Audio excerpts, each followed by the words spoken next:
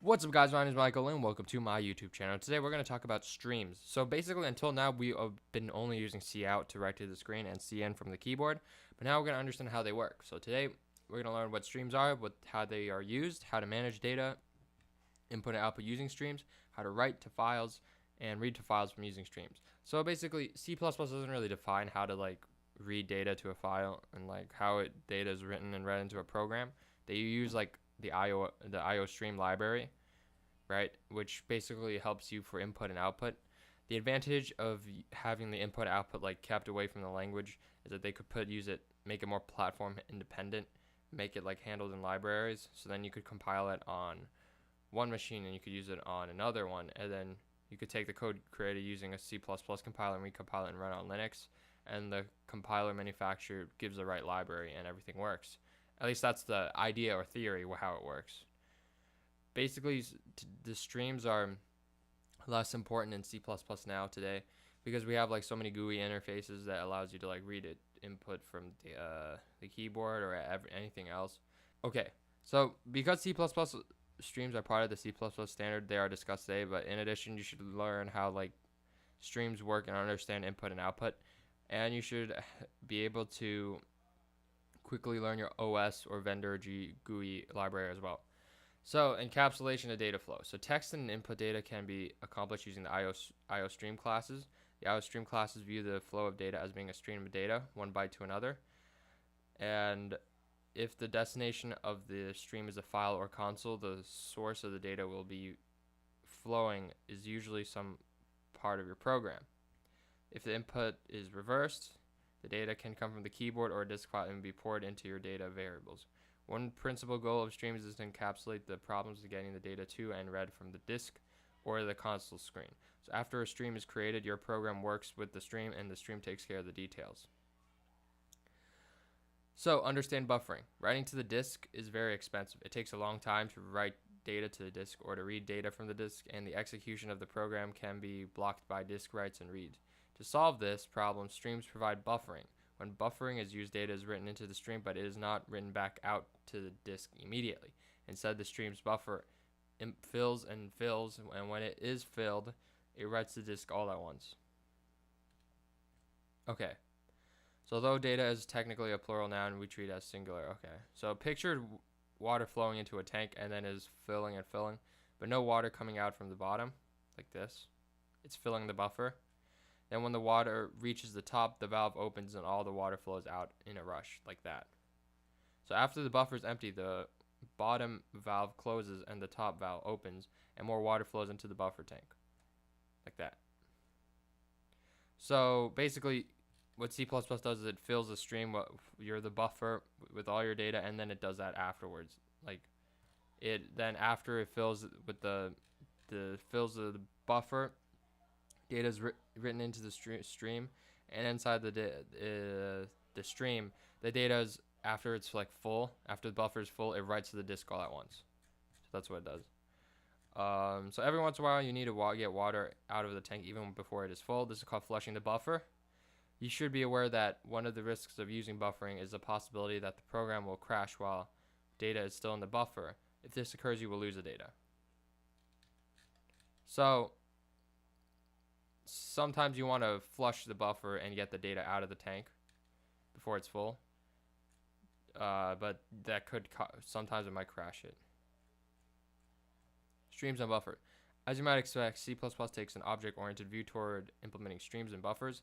If it does this with the use of another class and a number of objects. Okay, so stream buffer class manages the buffer, and its member functions provide the capability to fill, empty, and rush, and flush, and otherwise manipulate the buffer. The iOS class is the base class to the input and output stream classes. The iOS class has the stream buffer object as a member variable. The iStream and OStream classes derive from the iOS class and specialize input and output stream behavior, respectively. The iOS stream is derived from both the iStream and the OStream classes and provide input and output methods for writing to the screen. The fstream class provides input and outputs from files. Okay, so we learned about these objects today. So standard input and output objects. When a C++ program that includes the IO stream class starts, 4 objects are initialized. So there's cin, cout, cerr, clong. So cin handles the input from the keyboard. We know that. Cout handles the output from the console screen, and cerr handles the unbuffered output to the standard error device, the console screen. Because this is unbuffered, everything sent to cerr is written to the cerr device immediately without waiting for the buffer to fill or for a flush command to be received. clong handles buffered error messages that are output to the standard error device, the console screen. It is common for this to be redirected to a log file as described in the following section. Redirection of the standard streams. Each of the standard devices' input, output, and error can be redirected to other devices. The standard error stream, cerr, is often redirected to a file, and a standard input, cin and cout, output can be piped to files using OS commands. So redirecting refers to sending output or data to a different place other than the default. Redirection is more a function of the OS than that of the IO stream libraries. C++ just provides access to the 4 standard devices.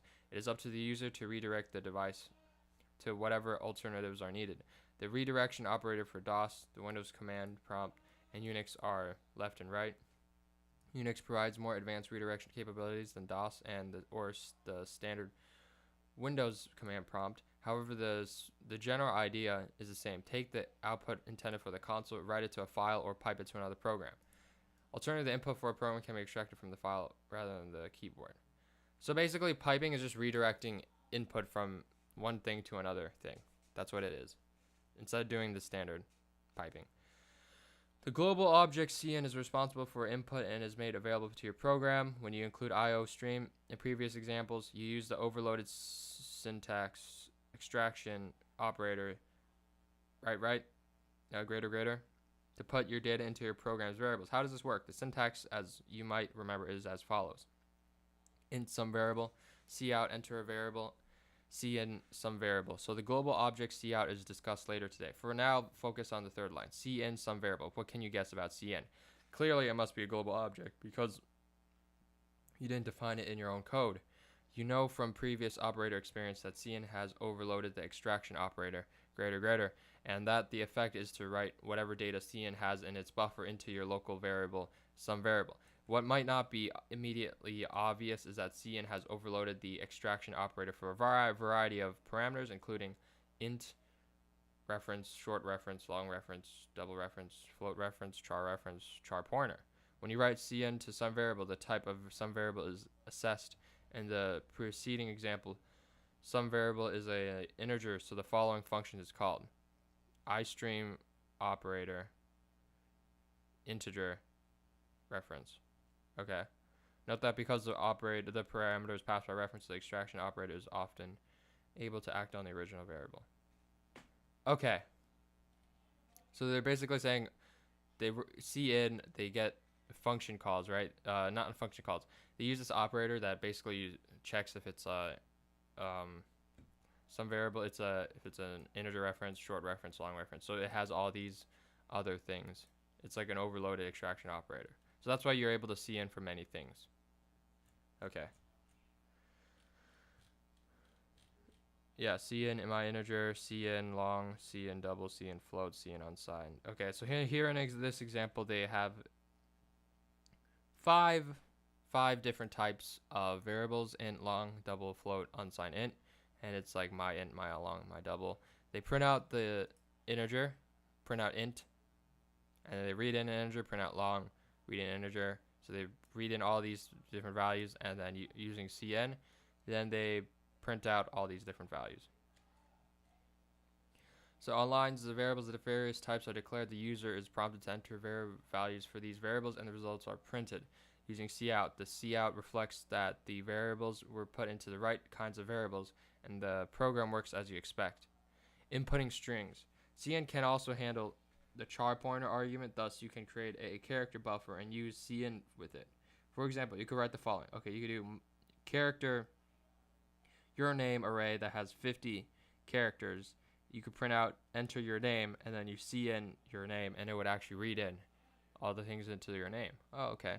So if you enter Jesse, the variable your name is filled with the characters JESSE/O. The last character is a null.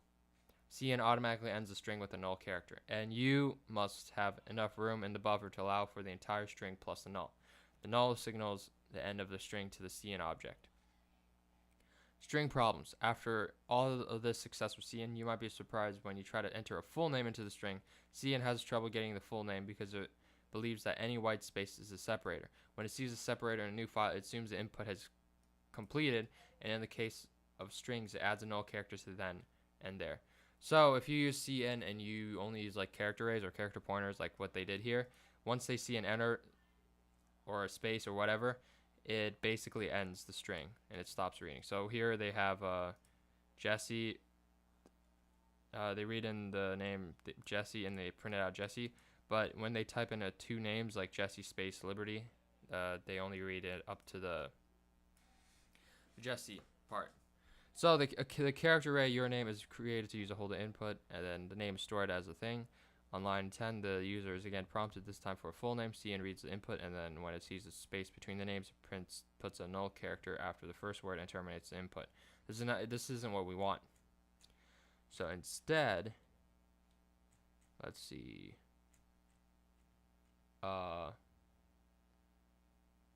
This time included the user is prompted for it and it is faithfully printed. Okay, so let's see what do they do instead.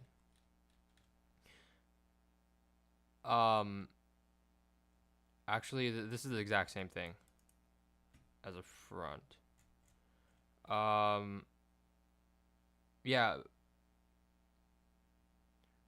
Okay, so in this case, they had a bunch of variables and the user enters some stuff. On line 34, the user is prompted for all input at once, and then each word of the input is assigned to the appropriate variable. It is to facilitate this kind of multiple assignment that Cn must consider each word to be the input, to be the full input for each variable. If Cn was considered the entire input to be part of one variable's input, this kind of concatenation input would be impossible. So let's look at line 34. So they ask for all the input, and then Cn does them all at once. Because if they ask them individually, that would be impossible. So what did it do? It would actually read in my integer, then read in my long and my double using Cn all at one time. In this case, but that's not really a solution though. See what they did? They read all the values at once, and then it printed them all.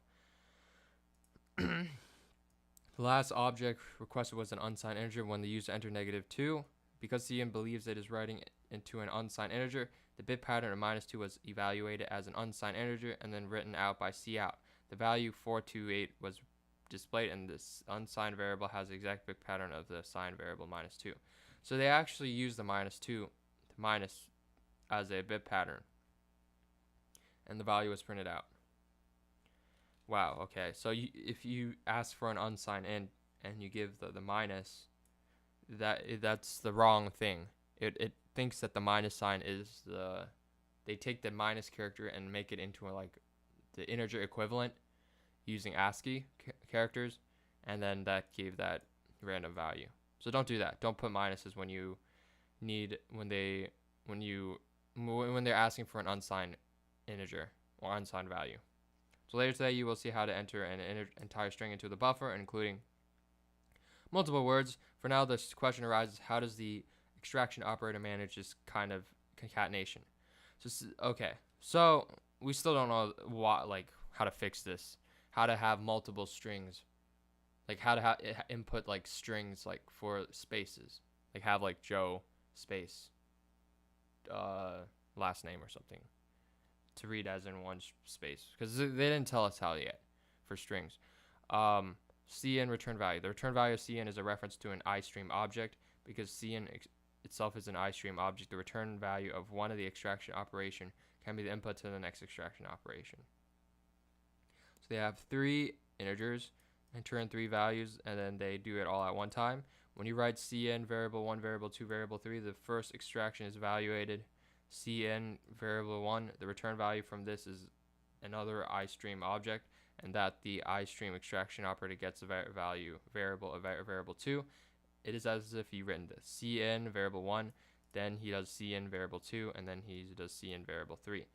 Okay, so this is basically just telling you how cin does, if you asked to input all the data at once, is how cin does that. It would cin the first one, then cin the second one, and then cin the third one. Other functions of cin, in addition to overloading the operator greater, cin has a number of other member functions. These are used when finer control over the input is required. These functions allow you to do the following: get a single character, get strings, ignore input, look at the next character in the buffer, put data back into the buffer. So the single character input. The operator greater taking a character reference can be used to get a single character from the standard input. The method get has been used to obtain a single character and can do so in two ways. Get can be used with no parameters, in which case the return value is used, or it can be used with a reference to a character. So get with no parameters. The first form of get is with no parameters. This returns the value of the characters and returns an EOF, end of file. If the end of file is reached, get with no parameters is not often used. Unlike using cin to get multiple values, it is not possible to concatenate this use of get for multiple input because the return value is not an IO stream object. Thus, the following does not work. So,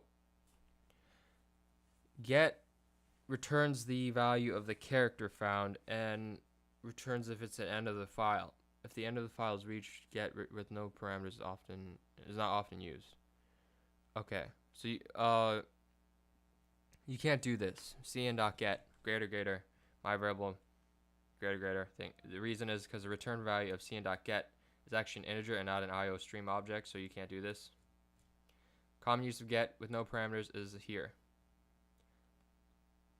Okay, so they're using a while loop, and they're reading in, they do the character equals cin.get, which they're getting every single character inside the file, and then they check if it's not the end of the file from get.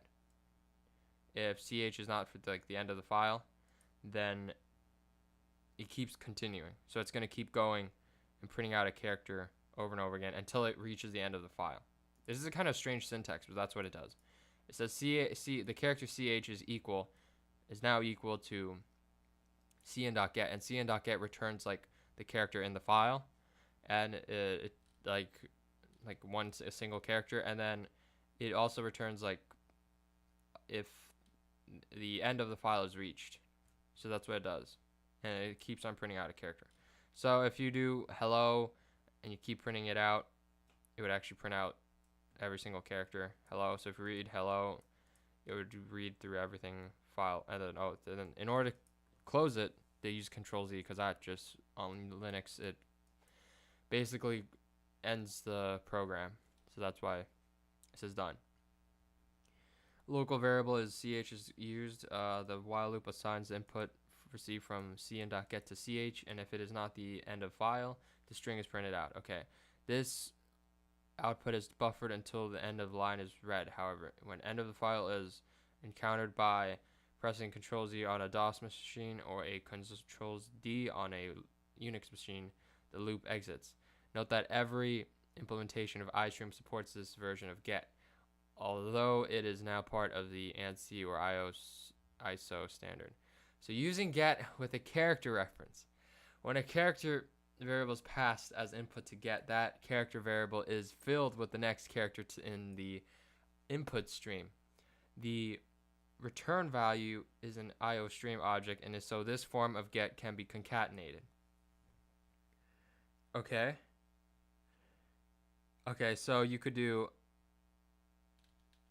when a character variable is passed as input to get into the get, the character variable is filled with the next character in the input stream. So the return value is an IO stream object, and this could be concatenated. Okay, so if you do cin.get a, then whatever value is read is now the next value that's read, right, is now into the character a. So then when they do .get, and then it returns an IO stream object. So then you can do that again, .get b, .get c. So then when you enter all your characters, it actually prints out all of them separately. Okay, so the get is used 3 times concatenated. First get cn.get a is called. This puts the first character into a and returns the cn, so that when it is on cn.get b is called, putting the next character into b. Finally, cn.get c is called, putting the last character in c. Because cn.get a evaluates to cn, you could even write it like this.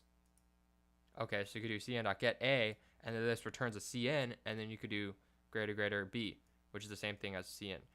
Okay. So this does it by reference, I think. Is that what they say? Using a character reference parameter. Okay. Yeah, okay. Do not use the extraction operator when you need to skip over white space. Okay. Do not use get with the character parameter when you need to examine every character, including white space. Okay, don't stack cn statements to get multiple input. If it isn't clear what you're doing, it's better to use multiple commands that are easier to understand than to use one long input. Okay, so don't read in everything at once. Getting strings from standard input.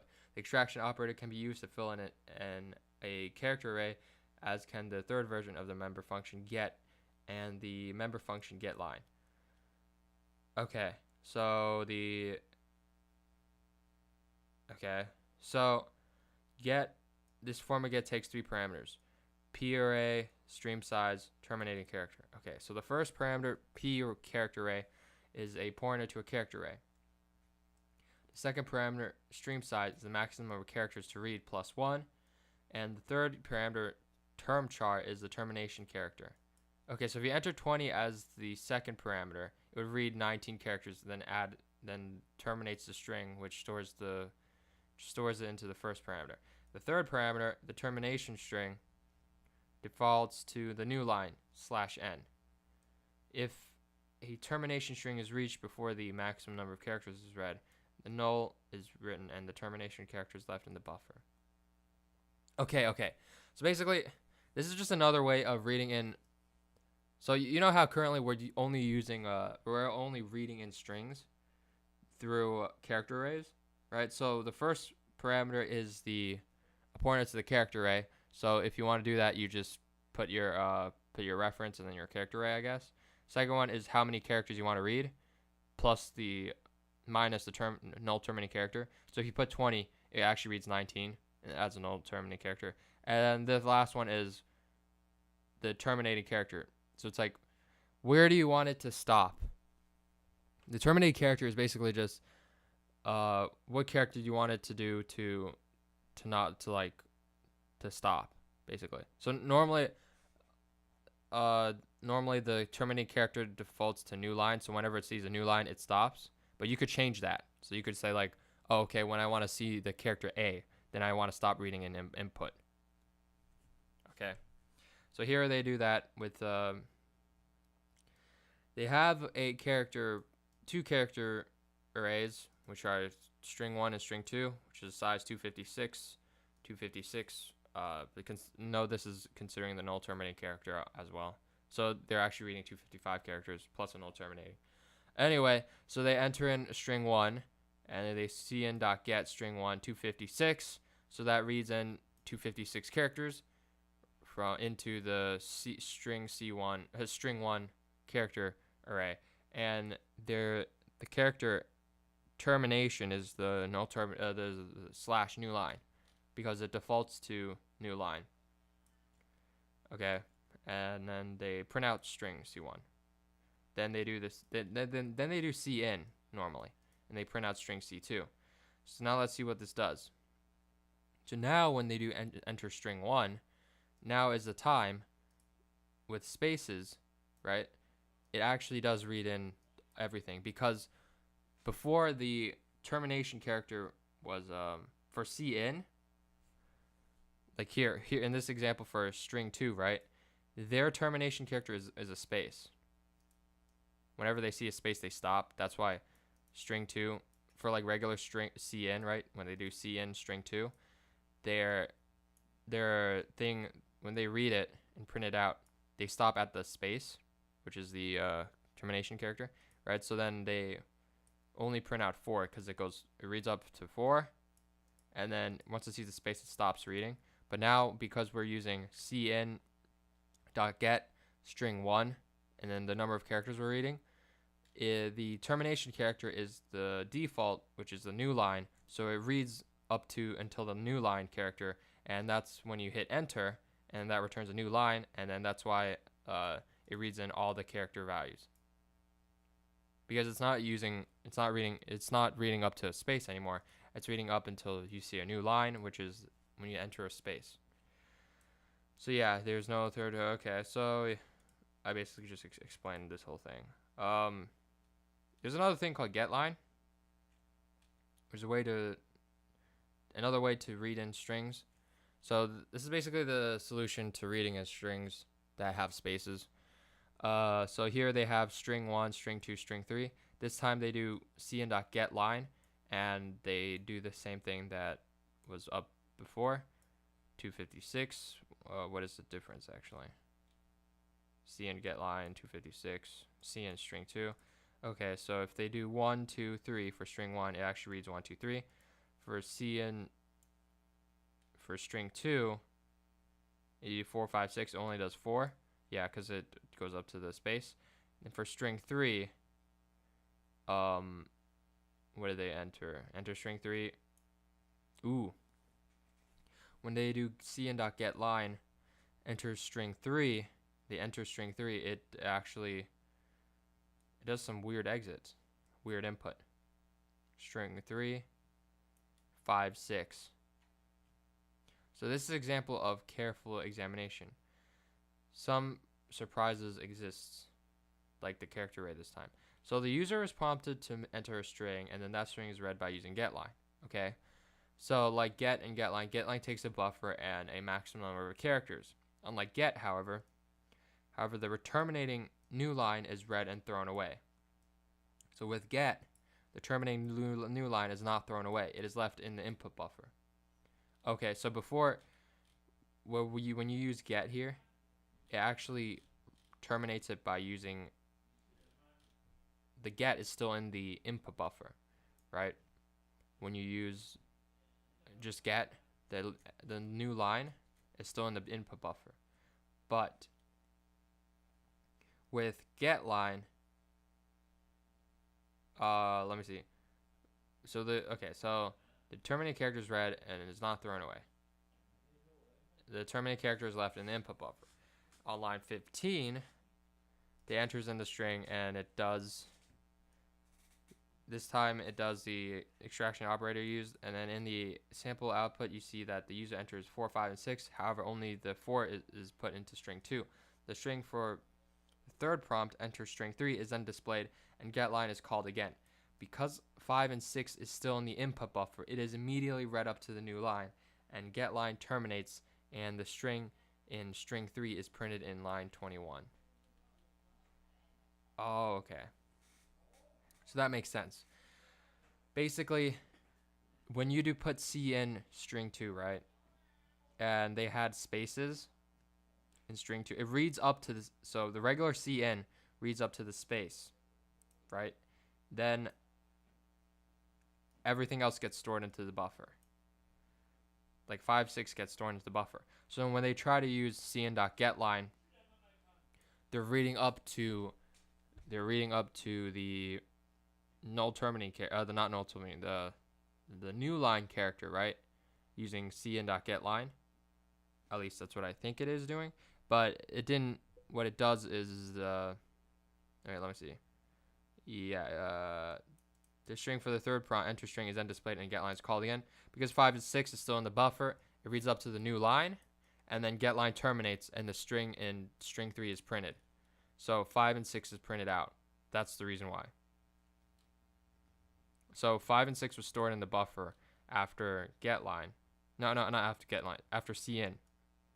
Because cin read up to the space and then stored the rest into the buffer for your data, right? It's just like that tank.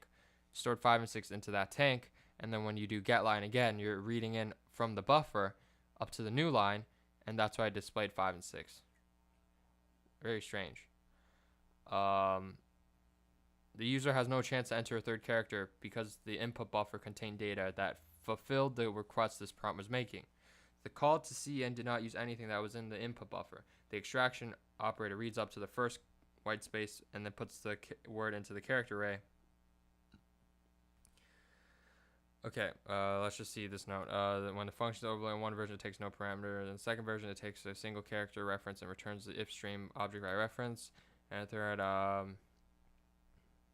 getline takes 3 parameters of buffer to fill, one more than the maximum number of characters to get. Null terminating character. Getline functions the same thing as get does with parameters, except getline throws away the terminating character. Okay, so the difference between getline and get is that getline throws away the terminating character. So originally in the front, the terminating character was /n. Alright, so getline throws that away. So if you did get, so originally in get, here it keeps the terminating character, which is default to new line, right? Because when the user enters a space, it keeps up to the space, okay? But the difference between getline is getline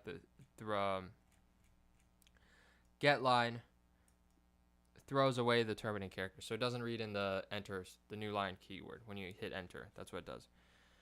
Okay, using cin ignore. At some times you want to ignore the remaining characters on a line until you reach the end of file or end of line or end of file. The member function ignore serves this purpose. So the ignore takes 2 parameters, maximum number of characters to ignore, and the terminating character. If you write ignore /n, it ignores up to 80 characters would be thrown away until a new line character is found. The new line is then thrown away and the ignore statement ends. So this illustrates the use of ignore.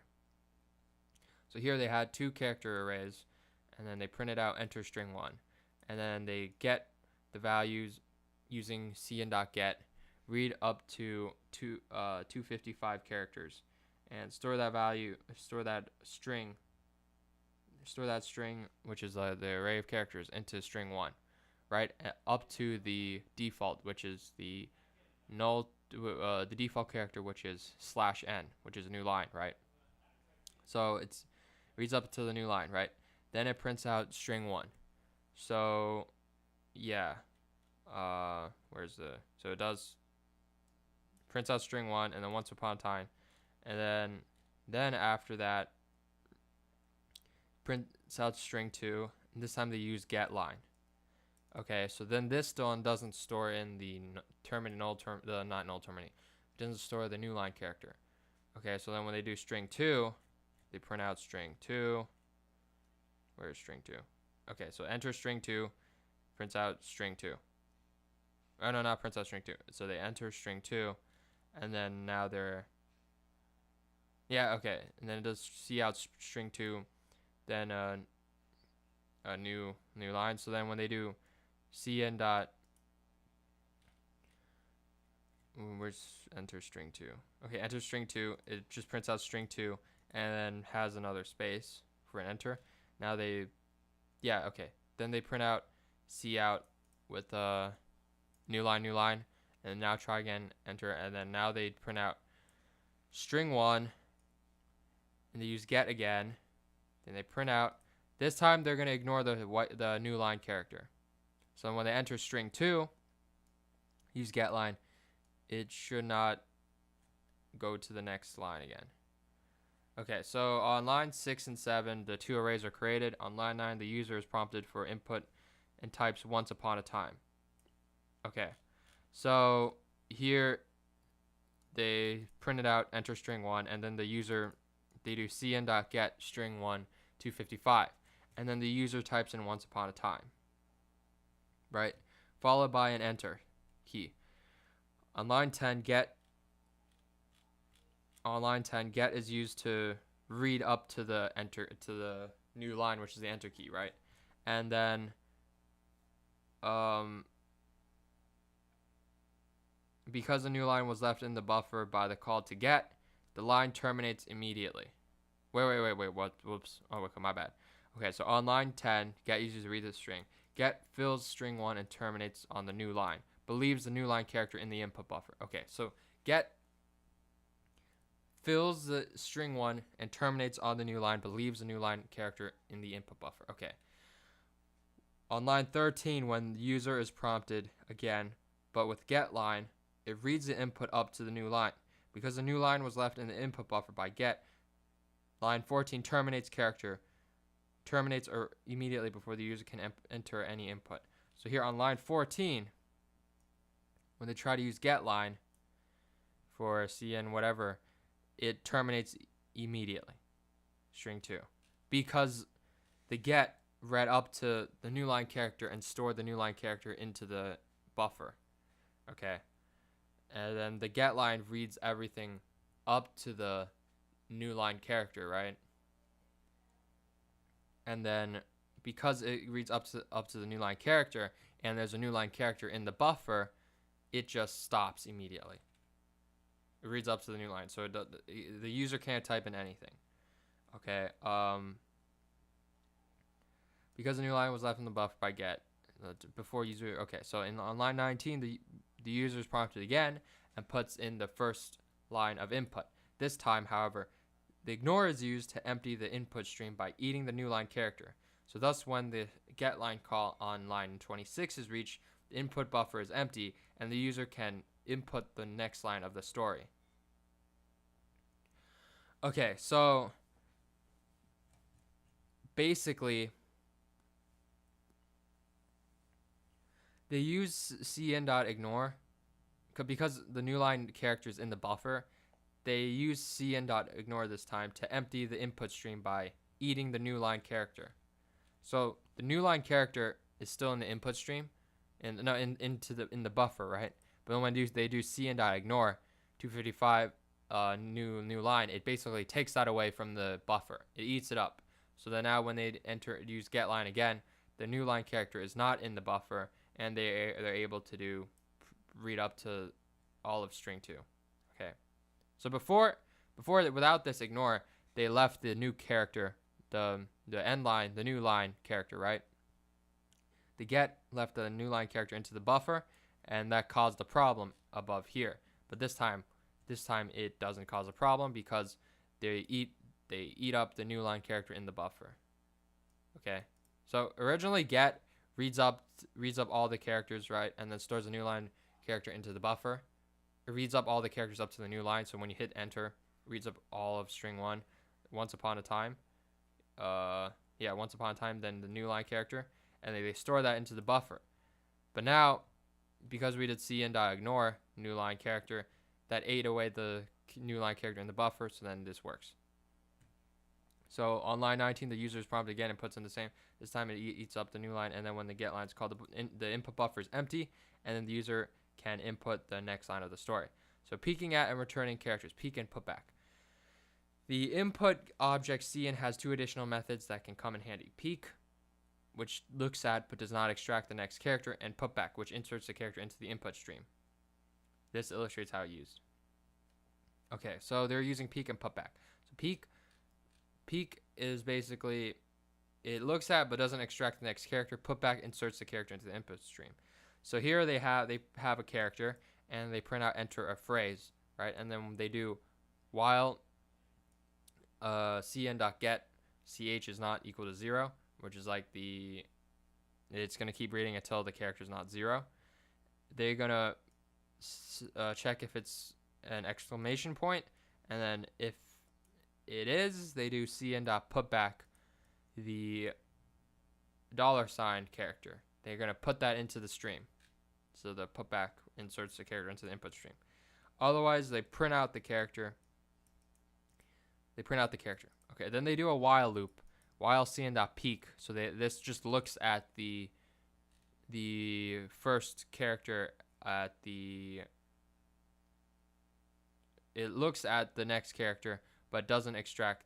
It doesn't extract the next character, but looks at it. Okay, so they look at the character, and then they check if it's a $sign, hashtag, and then they do cn.ignore 1, which is ignore the hashtag. So that takes away the hashtag from the buffer stream. So now when they enter a phrase, now is the time for fun. Now, exclamation point is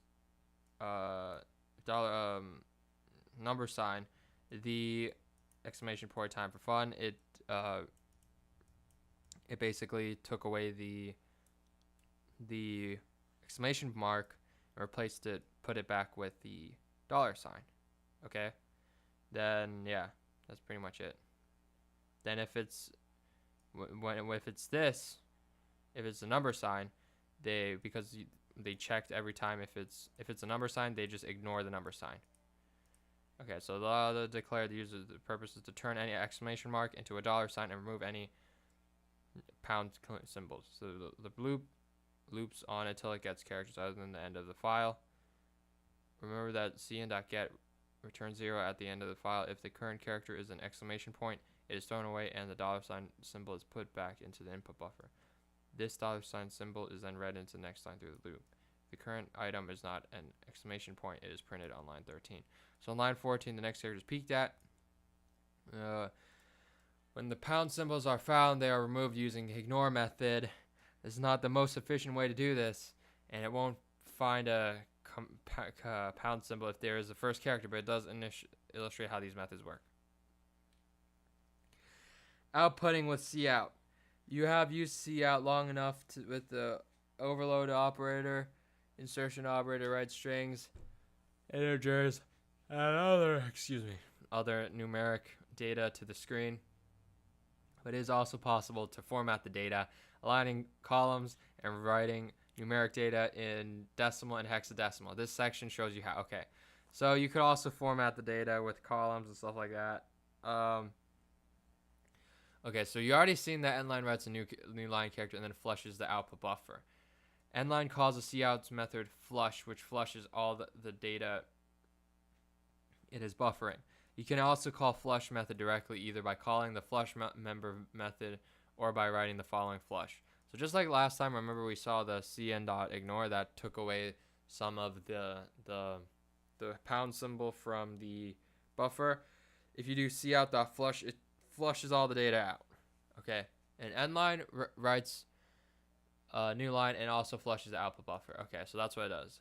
This can be convenient when you are to ensure that the output buffer is empty and that all the contents are written to the screen. Okay, functions for doing output. Just as the extraction operator can be supplemented with get and getline, an insertion operator can be supplemented with put and write. Okay, so writing characters with put. You could use put to put a single character to the output device. Because you put requires an O-stream reference, and because cout is an O-stream reference, you can concatenate put the same time as you can stack the insertion operator. So they do this cout.put, puts the H on the thing, and then this returns a cout, then they use a put, and they just print out hello onto the screen. Yeah, it returns a cout object, so they could do this many times. The letter is being written and the cout object is returned until the final character is written and the function returns. So writing with write. The function write works the same thing as the insertion operator, except that it takes a parameter that tells the function the maximum number of characters to write. So if you do cout.write text size, as you can see, the first parameter write is the size. There's a text that's going to write to the thing console, and then the size, like how many characters will be printed from text. So this is the numbers. Note that if this number is smaller or larger than the actual size, if it is larger, you will print values that reside in memory after the text. If it is smaller, then you'll just print the values up to. So here you have the character array, one if by land, and it's a string, and then they have full length, which is the str length of 1, which is 1, 2, 3, 4, 5, 6, 7, 8, 9, 10, 11, 12, 13. 1, 2, 3, 4, 5, 6, 7, 8, 9, 10, 11, 12, 13, 14. Oh, is it 14? Whatever. Then they do that. This time they use cout.write if it's too short and cout.write is too long. So if it's too short, it just does that. If it's too long, it just prints out whatever in the memory. Okay. Yeah.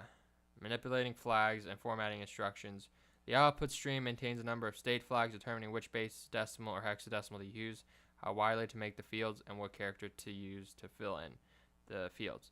A state flag is a byte whose individual bits are each assigned a special meaning. So manipulating bits this way, and as discussed in day 21, what's next? Each of the output streams flags can be used to set the member function and manipulator. So you could do cout.width, which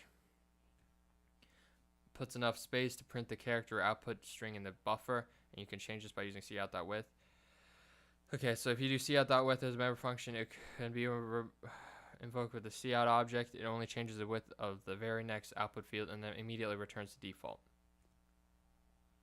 So if you do cout.width 25 and print out 123, and it does this, but then when you print out start, it doesn't have that thing anymore. It doesn't have the width anymore. It goes back to default, and then when they do it again, and then again, and yeah.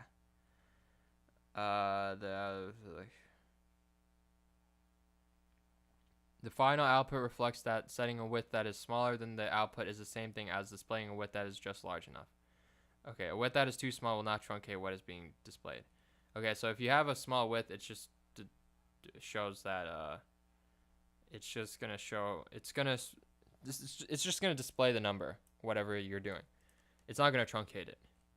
Okay, setting the fill characters. Normally cout fills the empty field created by a call to the width with spaces as shown previously. At times you might want to fill the area with other colors.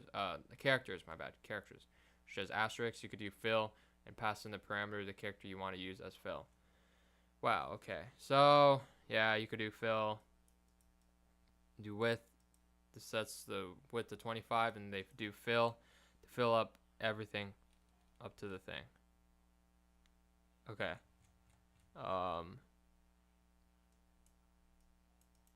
Okay. Managing the state of output. Set flags. Objects have to be a state of one that represent a condition that can change during the course of the program. For example, you could set whether to show trailing zeros, if not truncated to 20. Okay, so they use flags to do this. You could use set f, passing in the enumerated constant. For example, trailing zeros. You could do iOS show point, which adds trailing zeros. You could use. Okay, so to do it, you use the flag name as shown in the table. Okay.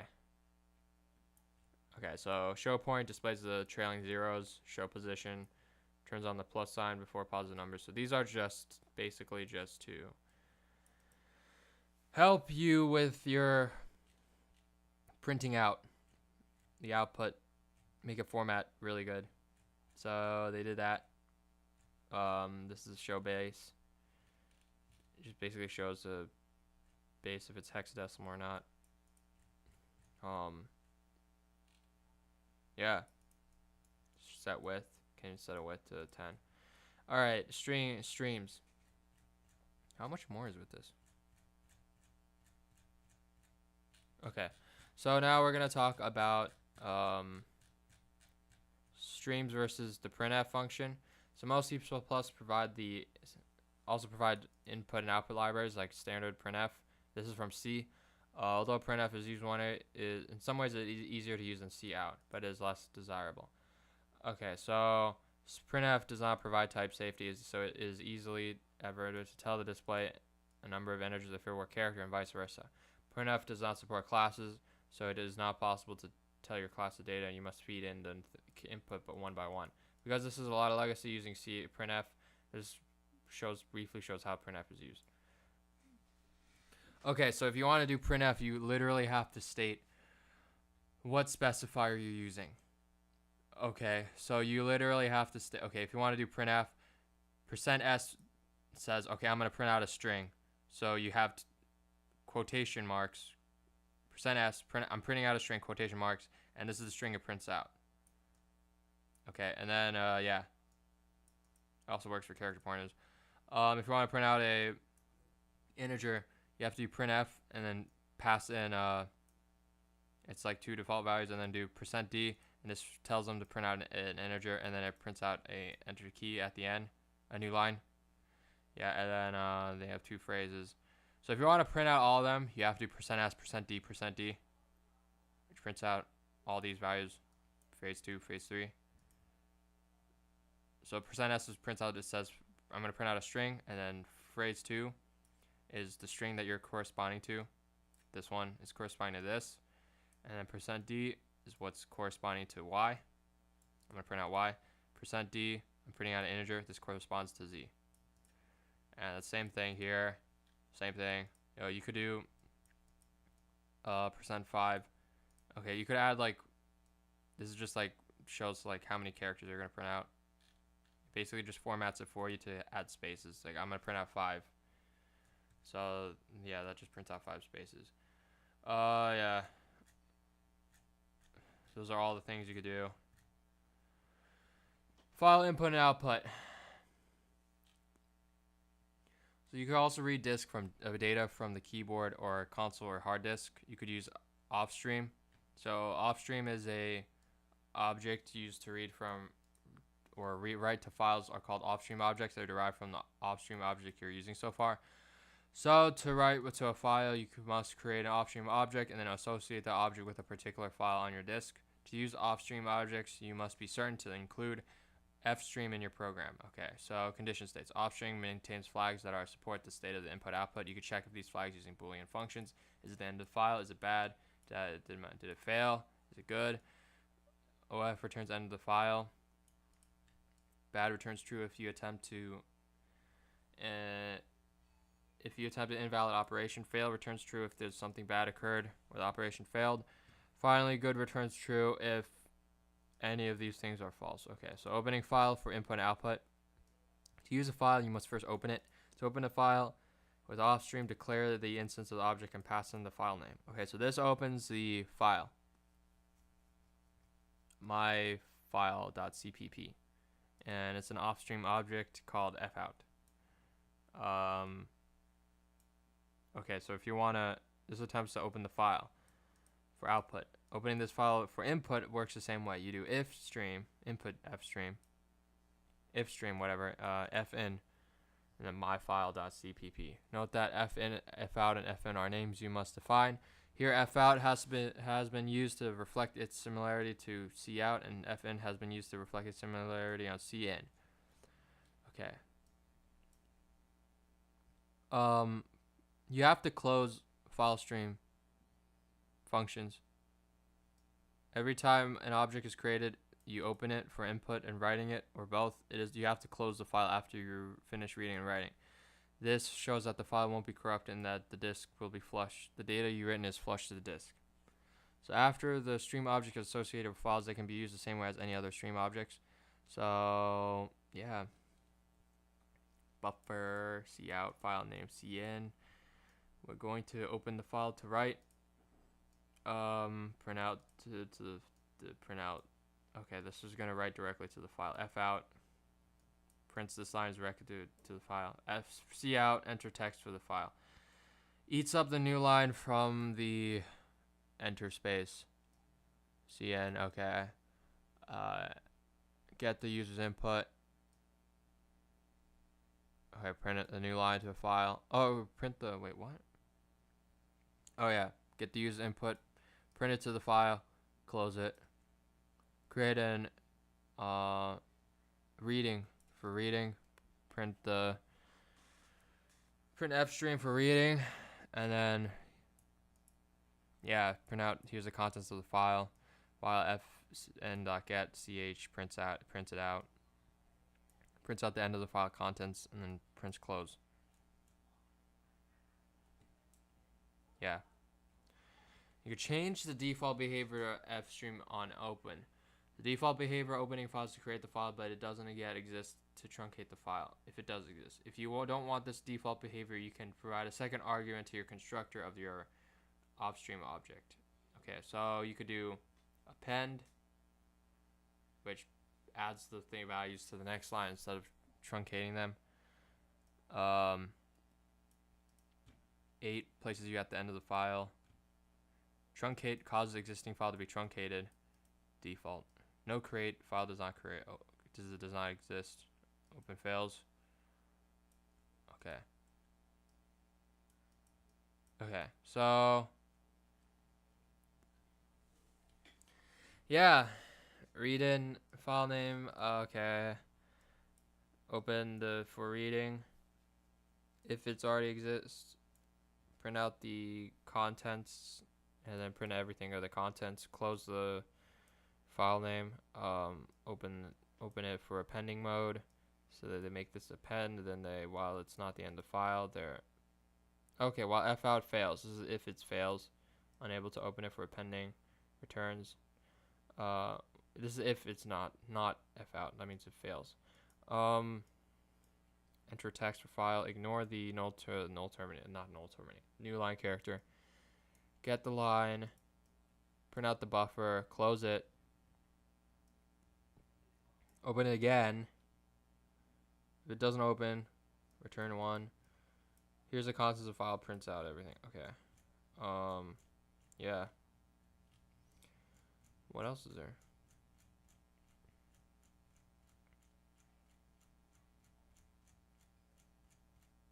Okay. So we're gonna talk about we're also gonna talk about binary files versus text files. Some OS distinguish text and binary files. Text files are stored as text, like large numbers. This could be inefficient. So the DOS simple programs writes that. So to help the file distinguish between text and binary files, the C++ provides the binary flag. This flag is ignored because all data is stored in binary format. Rather to read in binary flag, they do this. Is legal and doesn't even compile. Okay, wait. On rather prudish system. Okay. Binary files can store not only integers and strings, but they also enter entire data structures. You can write all the data at once using write. You can write data. You can recover data using read. Each of these functions expect to point to a character. However, so you must cast the address of your class to be a pointer to a character. The second argument to these functions is the number of characters expected to be read or written, which you can determine using size of. Note that what is being written is not data, not the method. What is recovered is only data. So this illustrates writing the contents of an object to a file. Okay.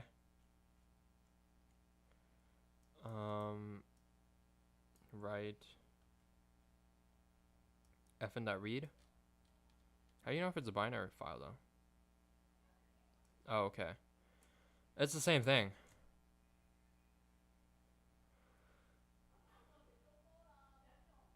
Okay. The file is closed, reopened for binary mode. The data from the file is read into a new object, wiping out the existing, replacing the line. Okay.